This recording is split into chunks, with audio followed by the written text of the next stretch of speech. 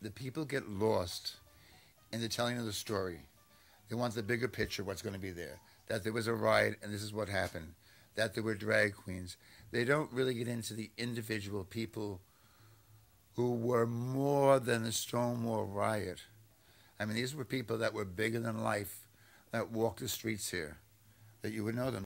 Marsha is like in the class of like, I would say, I mean, the saint of gay life. Mm-hmm. I mean, like if you ever hear of this old Russian tradition that was called Fools for God. I mean, Marsha was totally mad, but one of the most greatest geniuses on the face of the earth. I mean, it's like the heart and soul of a reality was in Marsha. Actually, it was Marsha P. Johnson, mm-hmm. and the P stood for Pay It No Mind, which Marsha once told the judge. I went down to bail her out of court, and it was Bruce Wright, and they used to call him Turn Him Loose Bruce, because he turned everybody. He said, get out of here, get out of here. And Marsha was in the docket, and I had gone down to get her out, and she came up, and Bruce Rice looked at it, and he said, Marsha P. Johnson. And she said, she had a very flat voice, we used to call her field voice, and she said, yes, and he said, what does the P stand for? And she had the nerve to snap Judge Wright. She said, pay it no mind. And he said, well, that's exactly what I'm going to do. He said, get out of here. Go on. And I used to go down, and before it was as fancy as it is now, we all hung out there, we went sunbathing. And I would be sitting there, and suddenly Marsha would come along and grab my shirt. And say, she always called me by my two names, Bob Kohler. Never called me Bob, ever. And she'd say, Bob Kohler, give me, and she'd put on, and I said, Marsha, would you stop? And suddenly Marsha would be naked, stark naked, in broad daylight down at the pier. And I'd say, Marsha, so she, my father needs those clothes. And I would be hanging on to my clothes for dear life, and Marsha would be trying to get them off.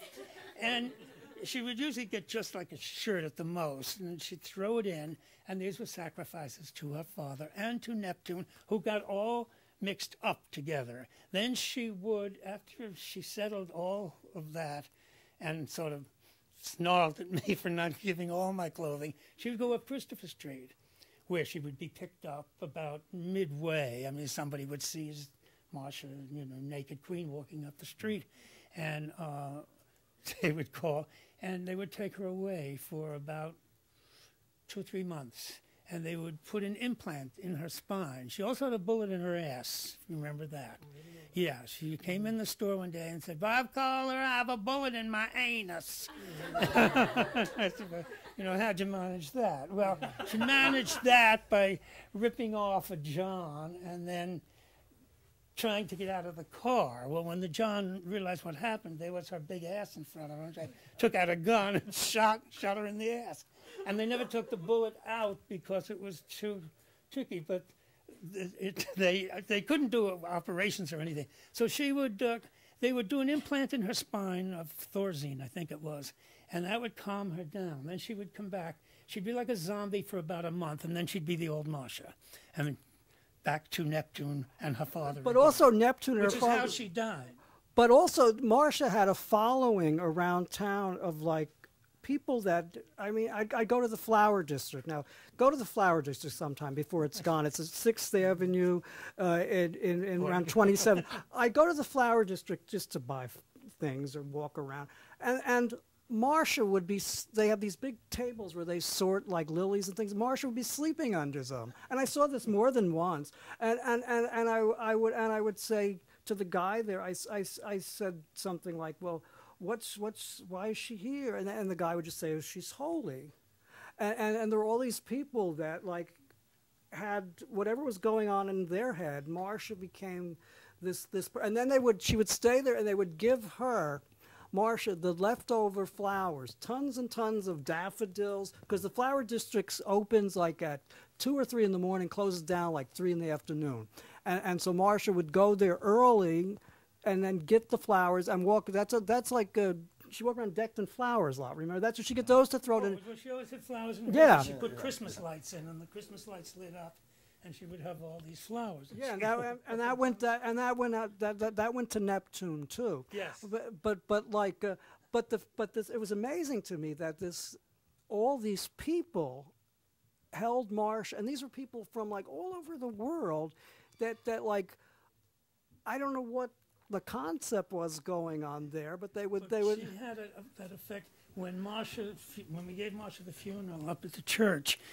We hadn't counted on hundreds of people coming. The church was packed. They had to stop the people from coming in. And they said they wanted to march down to the river. Well, we had arranged to go on the sidewalk, but I looked around and there were literally hundreds and we couldn't. So I went outside, I talked to one of the police whom I knew. I had a store on Christopher Street, so I knew most of them. I said, look, her family, I can't do it. You know, you've got to give me the street. And we said, we can't give you the street. You need a permit, yada, yada, yada. I said, look, it's for Marsha. And the head cop looked and he said, Marsha was a good queen. He said, go ahead, give them the street. And we got the street for Marsha's funeral. So it was that kind of effect that Marsha would have, which Tommy is talking about, people you wouldn't expect, a chief of police, to suddenly close down 7th Avenue because Marsha Johnson was going to be carried down to the river. But he did. But add to the magic of this little bit that, like, when someday when you're on routes 1 and 9 going through New Jersey and you get to the town called Elizabeth, New Jersey, that most people kind of like shrug their shoulders and say, so what? That's where Marsha's from. And like, it's just a place. I mean, I'm born in the same place. We're just yeah. a family. Yeah. You know, and nice people, but really nice and just totally accepting of yeah. their child. Called him Samuel, not Marsha. But New Jersey, Elizabeth, New Jersey gave us Marsha. I mean, so you've got to remember that. There was a lot of little things that happened that were changing in society. Could Sylvia and Marsha have existed 20 years before that? I don't think so. Right? Existing in the way they were, as out as they could. I don't know. I don't think society would have accepted that. If you went back to the 40s. It means that you're here listening to people that were alive then, but that doesn't mean you can't write a play, a history, something about Marsha or Sylvia that like gives it the kind of oomph you're getting from it. Marsha was down here most of the time, and then when I saw her in the Flower District, I said, she rules the world. I mean, she's in the Flower District, getting crowned by people from India. I mean, she knows something. I mean that I don't know. I mean, and so like a lot of this, believe it or not, is going to be defined by you.